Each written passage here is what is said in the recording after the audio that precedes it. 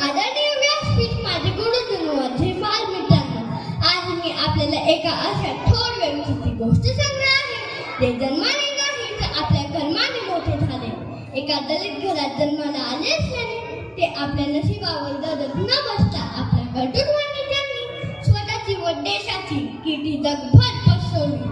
असे थोर समाज सुधारक लोकशाहीर अण्णाभाऊ साठे. मित्रांनो, एक गोष्ट कायम लक्षात ठेवा, जो आपले कार्य चोखपणे करतो तोच आपले मत निर्भीकपणे स्पष्टपणे जगासमोर मांडण्याची हिंमत ठेवतो. असे छोटे अण्णाभाऊ साठे. यांचा कारकिर्दीचा एक प्रसंग मी आज आपल्याला सांगणार आहे.